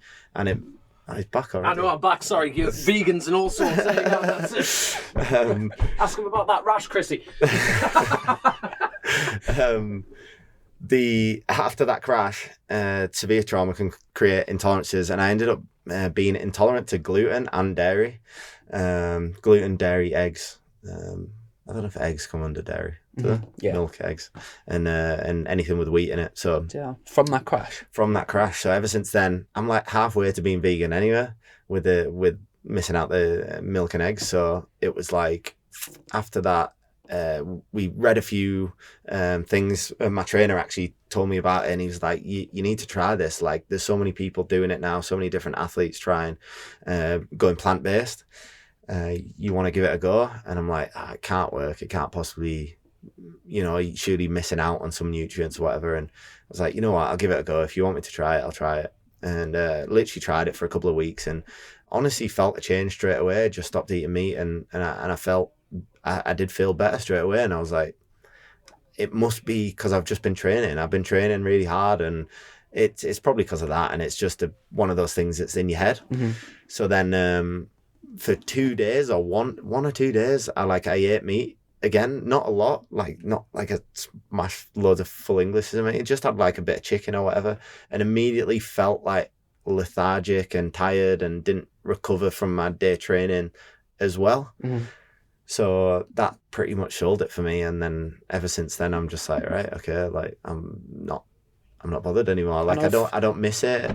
I know a few riders are vegan. Jake Dixon's, I don't know if he still is, but yeah, he definitely went. I think he is as well. Is there anything in particular that you miss? No, so like, to be honest, I do have like I'll have meat now and again, but like, I mean, now and again, like maybe a couple of times a year, just be like if everybody's gone a Christmas night out, which I actually did at Christmas, did a Christmas night out with a few friends, and everybody went to a steak restaurant. I didn't want to be that awkward person, and I was like, I'll have a steak. Like, but if it wasn't for that, I don't miss it. I don't like crave anything. Like, it's not bad, but then I do feel like lethargic, a bit tired, a bit bloated the next day. So I'm like, yeah, it sort of sells it for me that I'd rather not feel a bit rubbish, you know? So yeah, I don't miss it. And there's plenty of options these days. There's so many plant-based options, vegan options for food and everything. It's becoming so much more popular in restaurants and supermarkets and everything. So there's tons to choose from, and don't miss it. And you train with Sam Yasin, don't you? Do you? I guess you put like a lot of effort and stuff with that in. Is that mainly just like sort of cycling and gym stuff and? Yeah, do a lot of strength and conditioning with Sam, obviously, and then aside from that, tons of cycling built into my training schedule. To be honest, I enjoy my cycling anyway, and then certainly off season a lot more because it's hard to have the time now the season started. But motocross, I think riding a bike is still one of the best things that you can possibly do during the season as well. I still ride motocross during the season. Just it's hard to fit it in. Like, honestly, I just like I probably not rode in a few weeks now. Certainly before the Northwest and maybe before Alton even. But I still try and ride as much as I can. I just try and again not do anything silly, not get carried away with myself trying to race people around the practice track. So just take it's all like mitigating risk, and it's the same as this weekend. Like it's our.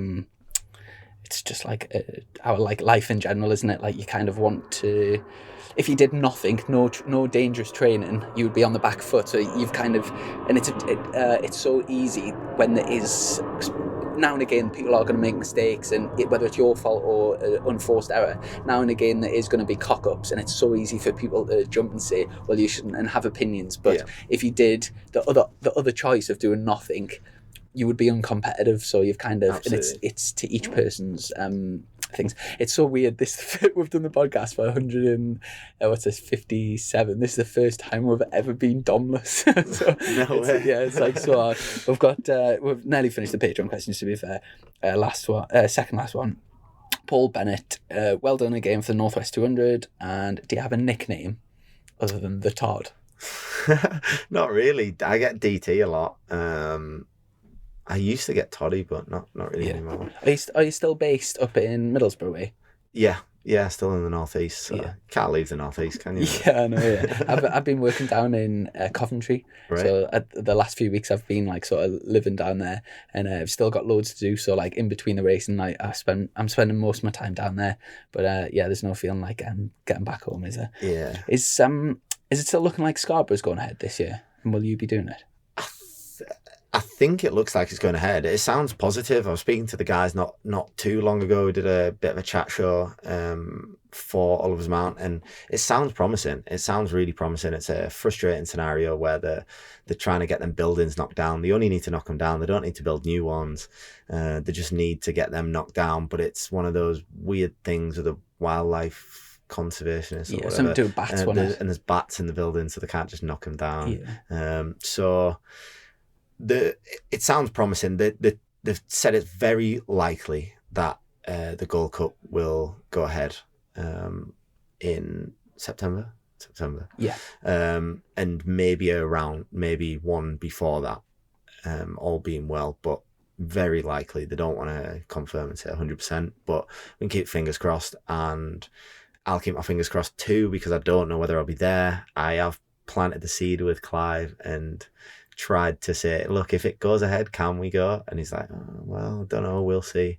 So I would race every weekend, every race if possible. I'd do all the Irish National road races, race a full British Supermoto Championship, the full Motocross Championship, but they don't race every day of the week, and I would do that if I could. I would just race every day, but it is difficult, like we were saying about mitigating risk, though. It is a difficult one with, like, I know some road racers would say they're willing to do like the big internationals, but they just feel like if they're doing all the nationals as well, it's kind of, do you know, those like sort of unforced errors that if you just keep rolling the dice, eventually something's going to go wrong. They kind of they sort of see it worth it for the big internationals, but it's not really worth it for them to do the nationals.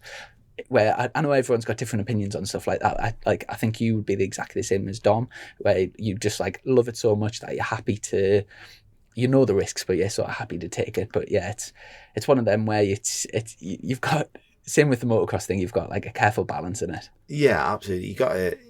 You got to remember it's a road race at the end of the day, and if you do that, you can only control what you can control, and that's your own riding. So you got to ride within yourself. But personally, I'd still do it. Like, I think it's still worthwhile. Obviously, in terms of like thinking about my career, I feel like the British Championship is more worthwhile, and I'm trying to prove a point with the short circuit thing and get back into being a short circuit rider as well. But I really do love them Irish National races. They are awesome and really fun events to ride. Like, I've never not enjoyed one. Super fun. And also even the international ones, the IRRC Championship that I did in 2019, they're awesome too, and I love them. Like, they're all good, and I know there's risk with them, but like if we happen to have like 300 weekends of the year and they're all like on different weekends, I would try to do them all. So is it IRRC? Is that mainly is it sort of all around like Eastern Europe? Yeah, just all over Europe. So there's I'm trying to think. So there's Germany, Czech Republic, Holland, Belgium, Finland. There is one. Imatra, they're like famous GP circuit that you used to race in GPs back in the day. That was cool to race there. I think that's all. Is it pretty well followed? Like, it's decent crowds and see, stuff? like it's I always amaze me because it's just not a big thing over here, but within Europe it's massive. Like, you always get huge crowds, and some of them, like, wow, Horwich in Czech Republic, I don't think I've ever seen. It was like probably the amount of spectators there were at the Northwest. There was probably at Horwich, and they invade the track on the cool down lap, and it is insane. They're getting you to down pints and stuff on your cool down lap. By the time you get to the podium, you half row off. Like, it's insane, but like also a really well run event. Like, maybe apart from that bit, but I mean, it's good. But they were so fun to attend, really well ran. The tracks were good. Like, yeah, like they're super popular over there, and I think they're great. Like, I'd have another year at that if I could do that as well, and do the Irish and do BSB and everything. But yeah, class. We've got one more Patreon question, but just a quick one from me. Obviously, Glenn's going to be making his debut at the TT this year. Lots of talk. As we've said, like, in the perfect sort of situation going. He like knows the bikes really well, solid team, great teammates. He's massively doing his homework. What sort of, where are you sort of expecting Glenn to fit into the, say, like the senior? I honestly don't know. He will be good. Like, I just don't want Glenn to have go in there with any expectation, because then he'll put the pressure on himself and then push, and you don't want to push there when it's your first time there. Like, yeah, certainly, like, I wouldn't have liked to think that I pushed when I went there for either my first 2 years, like, because, you know, there's so much risk and there's so much track to learn. It's just like nothing else that you've ever experienced before. Do you feel, no, with you 131.5, were you not, do you feel like you did that like well in your comfort zone? Not pushing at all. Like, it was never near the edge of the track. Like, I was so within my comfort zone. The most sort of like common thing I've always said, like, my team boss John Burrows said to me when I first went there for my newcomer year, he said, treat it like a Sunday ride. Even the races, treat it like a Sunday ride. And I remember that, and I try to do that every time. And like, yeah, obviously you're going fast, but not taking any risks, like anywhere, just going in, like trying to go in like that bit too quick and like push the front end. So everywhere you feel in your limits, well within your limits. And yeah, it was crazy. It was crazy for me, like, seeing that sort of lap time from riding like that.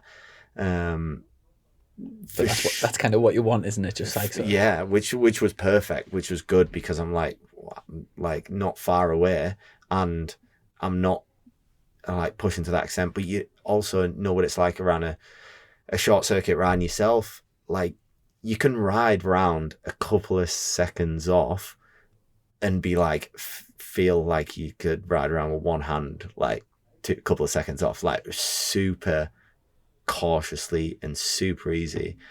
And you're only like a bit away. It only takes that to get that last bit, is that bit that pushes. Like, you don't gain like massive amounts by pushing. It's only that last little bit. So I don't know if it's like that, but as I say, everything's sort of teed up to I'm in a better position than I've ever been. So if I just do the same thing, I should just go better than I did last time, which will be somewhere near-ish, like top 5, because I was P6 last time. So. And also, it's a long career for especially road racing, like the likes of McGuinness and Rutter. Are they 50 this year or 51? 50. They've just turned 50. You know, it's not like, say, professional football where you finished at like 34 or 35. You know, there's the opportunity for so there's really no. It's not like you've got to do something like this year, like you say. Just that sort of gradual progression's like perfect, really. And speaking of McGuinness, obviously, as we've grown up, are you 27, 26? 26, yeah. 26, yeah, same as me. So as we've grown up, like, McGuinness has been like an absolute legend, and is still a legend. And it's I guess it's really cool, the fact he's kind of taken you under his wing a little bit over the last few years, and like, there's pretty much nobody better in the whole world really for what you're aiming to do. Has he been like a massive help in sort of getting you to where you are now? He's been a massive help in like every aspect, not just the simple ones that you would think of like learning the course and stuff like that. If anything, Nights out. do tons, all that stuff. Like, honestly, just in things that you wouldn't expect, and like in doing the right thing, making the right decisions in my career, and always doing things right, and going, look, you don't need to do that right now. You've got a long career. Don't do anything daft. Like, he's been great in so many areas, and like, the more time I spend around him too, the more time I'm like, I want to be like he is, like, because he just does everything right, and he's so good at in every aspect of what he does. How he is with fans, how he is with all the people, with the teams, with everything, every aspect. He is like you said, the perfect mentor, the perfect person to look up to and be like, you know, if I'll end up half as good as what he's done in his career, it'd be like, I'd be over the moon. You know what I mean? So, It'd be, obviously this is a possibility, but imagine like a podium this year with you both on. It would be like, do you know, early in John's career when he got a chance, well, I think many times, but I've definitely seen a picture of him and Joey, and it would be like almost that in like today's Joey, if you like. Yeah, it is sort of that situation, and really similar. So that would be so cool. Like I would love for something like that to happen. And you know what, it's like John's looking good in John's sense, that's not off the cards. Like, I don't know for me, but like for John, honestly, like it's fully possible. Like a lot of people are quick to write him off, but I see him behind the scenes and stuff like that, and he's not done. You know, he's not what people are expecting. And you know, I see him riding a motocross bike and enduro bike and pit bikes even around the house, and he's like around, like outside, like at his like messing about in the field, and he'll like ride like he's 18 years old, like he's like messing about like a kid, and still loves it, and is still like, he's still got that like aggression and passion for it. He loves riding every second. As good as it is for you to have him as a sort of mentor and stuff, it's probably like massively good for like keeping him young and like having, do you know what I mean? Like it works both ways. He's honestly still like, his mindset, he's still like he's 18 or 26, you know, he's still like me, where every second he just wants to mess about on bikes and have fun doing it. And like that's exactly what I want to be like, because I always said it, I would stop racing if I didn't enjoy it. Like, no matter where I am in my career, if I'm not enjoying it, I wouldn't be doing it anymore. There's just no point. And he still loves it. He still loves every second. He does not go away from the track as much as everybody thinks. He does not go away from the track and doesn't sit on a bike from next time he's jumped on one. Like, he'd be riding motocross one day. I'm not even going to say one day. He'd be riding motocross enduro in the morning, and then we'd be like flying about in go-karts all day, and then doing something else, pit bikes, and then something else. Like, just flat out and doing stuff, because he just enjoys like racing about and like playing about with like quads in the field and like make a track and stuff like that. And just, he's still so passionate about it, and rides still really hard. You know what I mean? He's not what you expect of, like, when I'm battling around with him on like pit bikes or something, you expect him to be like quite reserved, 50 years old. Honestly, he'd be like quite cautious. He's not. He'll like stick it like into the side of my bike, like full, like smash into me. Like, we're messing about on pit bikes, just like, because that's what you do. And he's still got that in him, in the sense of like, I still think he's going to be a man to watch out for. He's not done. He knows that Northwest still isn't the place to do it. He's a TT guy, not the Northwest guy. So he's got more experience than anyone out there.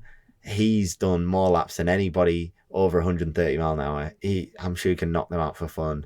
So a couple of years out, I know it's not going to affect everybody too much, but certainly isn't going to affect him like that.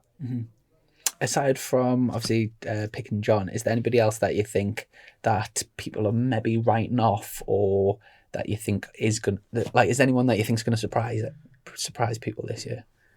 I don't know. There's a lot of guys, honestly, who are capable of being right up there. Michael Dunlop for sure is not done. Like, he's still strong. Shorty's still got pace. Hilliard's going to be thereabouts. Hickey and Dean obviously are your top guys who everybody's watching out for, but then you can't ever write Connor off as well. Connor's been a solid podium man every time out. Everywhere we go, the Ulster Grand Prix, yeah, he maybe didn't have the best Northwest, but he's still there or thereabouts. He knows that course.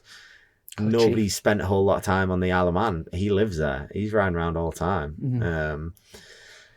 Hutchie's still fast. He's still riding British Championship. He's going to be a man to watch out for. And then people like Dom, like Dom's fast, like like around the TT course. What was he last time? He was only one or two spots behind me. I think Jamie Coward was seventh, and he's 9th or 10th in the scene. Yeah. You know, he's there or thereabouts. He's not he's not somebody people can write off. Like he says, he went top 20 in the all-time list at the Northwest, and honestly, I would say he's not the guy to watch at the Northwest. Northwest boards for more like bit short circuit oriented people. I think come the TT, he's really going to shine as well. And Jamie Coward too. And like, man, it's honestly hard to think. Lee Johnson again. Like people sort of write him now into he's just a super sport guy, but like Superstock race, he ended up on the podium, did he not? Second or third in the Superstock race at the Northwest. He still knows how to ride a big bike. Like he's going to be there as well. Yeah, there's so many guys. Like it's really hard to. I am like mega looking forward to it. I've been out a couple of times for the TT, like a few days here and there. But this year I'm going out for I go out on the Monday of practice week. Come back on the Sunday. I am missing the weekend in between because I've got to come back to the UK for that weekend. But yeah, mega looking forward to it. If there was. Like say if you were taking a mate from home that like knows nothing about motorbike racing and you just wanted to say like put them somewhere on the course to watch to like experience the TT at its best, where would you suggest? That's tough. There's a lot of spots. There is a lot. I suppose you haven't spectated many, have you? Not a lot for me. The thing that sold the TT for me was really simple. It was just after St. Ninian's Crossroads, just before the top of Bray Hill. And that's where I first ever actually watched the TT from in 2017. The first time I went there, the year before I raced there for the first time. I went and my mates took me, Tomby Vamos actually took me over there, and he took me there and I stood there and watched. It wasn't even the fast, like top guys. It was the guys like the back end of the field, maybe missed the front guys go through or something, or missed them set off and some later guys had come out, or it was certainly not the front running guys, and they come through there, and it just absolutely blew my mind. I was like, this is insane. You can hear them coming from like way up the road, and then hear them go off into the distance, still flat out, and it just the whole experience, feeling it through the ground, the bike go by you, and yeah, it's crazy when you see Bray Hill how steep it is, and you know they're just like going so fast. It's just a crazy thing to experience, and I've never got that feeling spectating in my life before, and for some reason you get it at the TT. That's just, there's nothing like experiencing that, as well as there. I think Gorsley is a great spot there. Like there's a few spots in the next few miles that are just crazy fast corners that are just how people go around that quick, or like how we go around that quick. Because even when I watched the Manx Grand Prix from there, I think the newcomers race, and spotted Pierre, the lad who actually ended up winning that Supersport race, and he won the newcomers race there, and I couldn't believe how quick they were going, and they're like more than 10 mile an hour slower than what we were doing. And I'm like in terms of lap times, they're way slower around them corners or whatever, and it's still just, you know, it was insane. I couldn't get my head around it. So there's so many spots to name. Honestly, Black Dover gonna have a great spot to watch from. Is that a plug for the go on plug the sponsor? They're gonna have a great spot to watch from, and a bar and food and everything there. Clothing. But it is a great spot. Yeah. Like honestly, on the course, like I love riding through there, and they've took videos from there before, and it's a real cool spot. Are you doing anything cool with Ugly and Cove for the TT? Yeah, so I'll be there a bunch of times over the course like signing of the sessions TT. and stuff. It'd be cool. I'm gonna try get there maybe for like a twin race or something, because I'm not be riding in that, but whether I'd be able to, I'm not sure yet. But yeah, I'll be there, make a few appearances up there, so it'd be really cool. Anyway, I'd just like to watch from there, because I've never had the chance to before. And then I've never even watched from there, but I went up to, there's a new cafe, Victory Cafe, and it's not a plug. I went up to that, and it looks down on the bungalow. It's like where Joey's memorial is, at the bungalow, and standing there, you can see a lot, like coming into the bungalow, going across the tram lines, and going back up the hill, up Hillwoods Rise, and I thought, like, to be honest, that would be a sick place to watch. Like, it would be really cool to get up there if I could to watch as well. So Class. endless places, mate. It's just anywhere on that 38-mile course, it would be sick to watch from. Yeah, and as well as obviously it is like one of the greatest sort of spectacles on the planet, and as you said, like, it gives you such a high.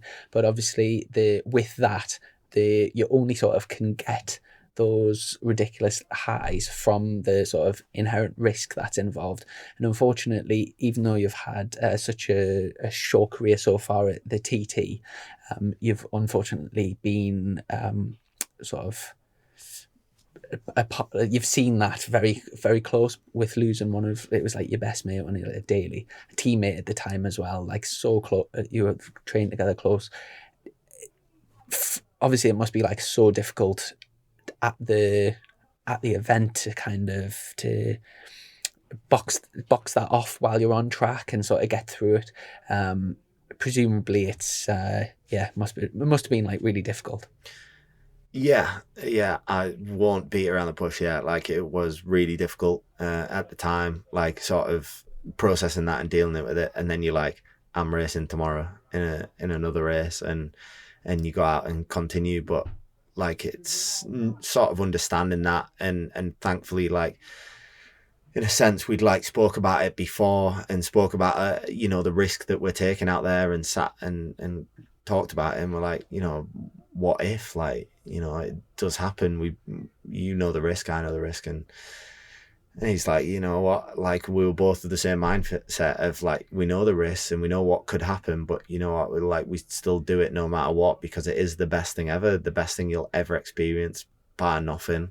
Like, it is like a drug, it's addictive. Like, once you do it, I can't see you being able to stop doing it, like, because it is such an amazing feeling that I've not had anything to be able to compare to that.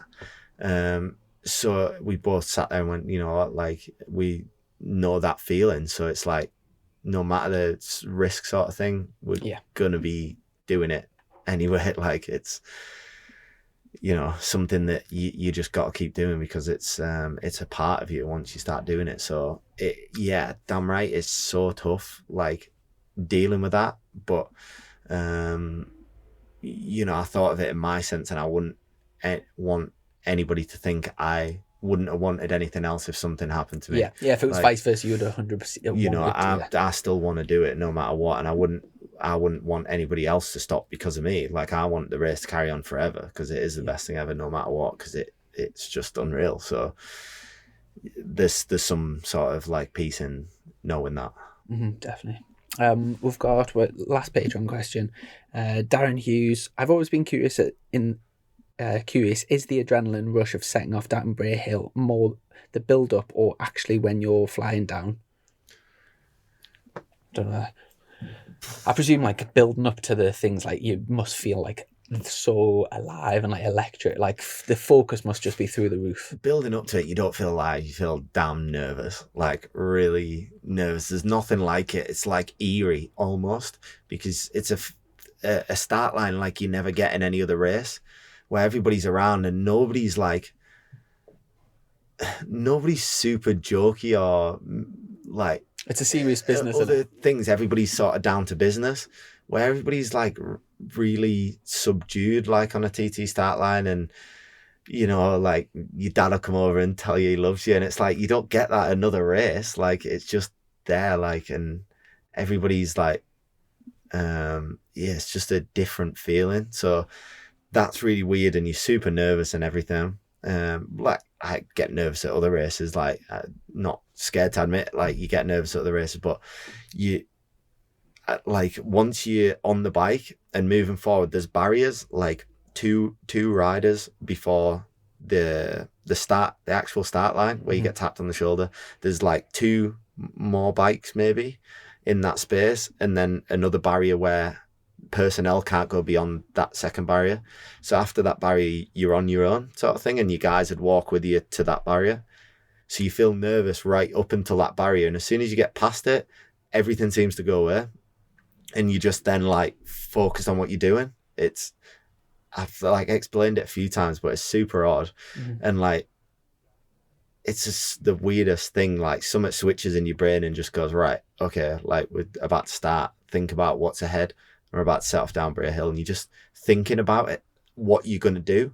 So you're not actually thinking about being nervous and all, like, yeah, your mind's occupied on. So all of a sudden, as soon as you get to that barrier, you're focused and thinking about the job at hand. So it sort of goes away, and then the adrenaline starts. I mean, as soon as you set off, you're like, you go from stopped, obviously, to sixth gear flat out, like straight away. So it's just like a baptism of fire, isn't it? You're just like straight in. Do you know, from like a 4-lap or a 6-lap race, from setting off, is there anything that you routinely change on the bike, like electronics or anything during the race, or is the bike exactly the same all the way through?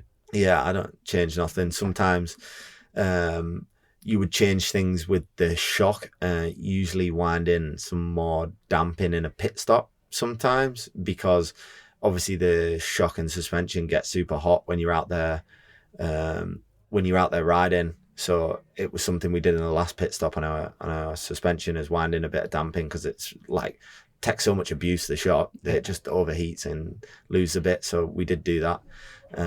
But I'm really excited for this year, because we've just started using K-Tech equipment in the bikes, and we got the K-Tech through rod shock. Another plug, but accidentally, but it is something I'm really excited about. K-Tech last year. through rod shock, which I've never experienced before. Do you know how much they are, by the way? Yeah, a lot. Worth it. Yeah. But with racing, it's one of them things where if it gives you a slight advantage, people can just write the check of like whatever it is, because like somebody will pay it if it is an advantage within the rules. But yeah, it's and I don't think really there's anybody else doing it right now. So it's really cool. Anyway, we started using it here, but where it'll really shine and where the guys are really excited to see it shine is at the TT, because the main thing about it is that the feeling doesn't change with heat, with temperature building heat as it's moving. The feeling stays exactly the same, whereas another bike could, start to move about more, and the feeling would change. So I had one last year. I think they're like about $5,000, aren't they? Yeah, something like that. Four and a half. It's bad. It's a lot, but it's something that it'd be worth it if you're on the podium. It's super important. Like, and coming in, it just all the way throughout that nearly 2-hour race, like something at BSB you can deal with for a couple of laps, where a couple of laps at the end you're starting to lose out. You might lose a couple of positions, but you can deal with it. Over the course of that race, it matters. Like, it's long. So like, what is it, an hour and a half, an hour 45 minutes or something, over the course of the full senior or 6-lap Superbike race. So that will be cool, come into play, and it's something else that you don't have to worry about, something else that you don't have to be like, we need to remember, as hectic as a pit stop is, changing a visor, cleaning the screen so you can see out of it, changing the back wheel, any other adjustments that you want, also doing that adjustment to the shock. Like, there's so much, and the less you do, there's less to go wrong at the end of the day. So they can just focus on that and not have to worry about it. So, and just to wrap things up, do you know, it's like John talks about it all the time, and it's in like his book and whatever, and like I've heard him speak about it at like chat shows or interviews or whatever, but he's got like a very distinct ritual before he goes away at the TT with like, he like mows his grass and like gets everything like lined up. Do you have any sort of like any rituals that you do before leaving? Nah, not at all. Don't really do any of that. I want to say superstitious stuff, but a little superstitious thing of like this little cross necklace that I actually got tattooed on my arm, because every time I've not wore it, I've like fell off or something like that over the course of like the last 5 years or something. Where did that come from? I got a necklace with a cross on from my mate like years ago, and I started wearing it, and then I don't know, one time I just didn't wear it and I fell off, and I was like, that's why. And I'm like, it's rubbish, and I don't believe in superstitious things, but also I'd rather just wear it just in case. Why? And get it tattooed on my arm in case I forget it, but I'm not sure that works. Okay. I'd just rather wear it. Yeah. Mega. Well, like I say, it's been really weird sitting and doing the podcast without Dom, but this podcast is going to go out on the Sunday as the TT starts. So obviously it's been like we talk about it every week, but like everyone's like so buzzing about it. And for yourself, like I obviously wish you all the very best. And like as we've talked about, like sort of perfect setup and just kind of keep chipping away. You know, we've got like a long career. And just like I'm sure you'll get stuck in and sort of do your best. So yeah, all the best, and massive thank you. Obviously, good luck for this weekend as well. But we'll just kind of get this out of the way and get the TT. A massive thanks to our sponsors, Colchester Kawasaki, to all of our patrons, and next podcast we haven't got anybody lined up for it like at the TT, but we'll this trailer is going over as long as it doesn't get pinched this weekend. This trailer is going to be over in the paddock, so Croy's taking that over and we'll get a few podcasts booked in. So yeah, all the best, mate. I need to plug for some sponsors for aircon or something like that. Oh, it's hot in here. I know that we have actually got a thingy, but yeah, we usually can open the door, but our friends that burgled it the other day have sawn the lock off, so we actually drove here with that duct taped. Oh, nice. So yeah, I'll get that fixed this weekend. But yeah, all the best, and I look forward to watching you trackside over in a couple of weeks. Can't wait, mate. Have you got anything, by the way, before we wrap, have you got any like things to plug? Like you sell your merchandise through Ugly & Co, don't you? No, What do you do? no, actually, merch is on shredmag.co. So that we just released at the Northwest, so that's really cool. Should have some at the TT. But yeah, hopefully, I'm just excited to go racing. So is that shredmag.co.uk? No, shredmag.co. All right. Yeah. It's cool like that. Yeah. Shredmag.co. And what we've got, like caps, t-shirts, that sort of thing. Yeah, some caps, beanies. Hopefully we won't need beanies because it's just going to be so hot and sunny for definitely the TT anyway, I hope. Tees, like got some cool like long sleeve tees or 3/4 sleeve tees, some hoodies, stuff like that. But I'm excited. Go buy one. Yeah, class. And on socials, it's just like at Davey Todd 74. Yep. Yeah, excellent. Right, we'll catch up soon and look after yourself. Cheers. Mega. Cheers, dude. Chasin the Racin. Powered by Colchester Kawasaki, part of the Global Moto Group. We supply new Aprilia, Moto Guzzi, Vespa, Royal Enfield, Kawasaki, Sim, Mutt and Benelli motorcycles.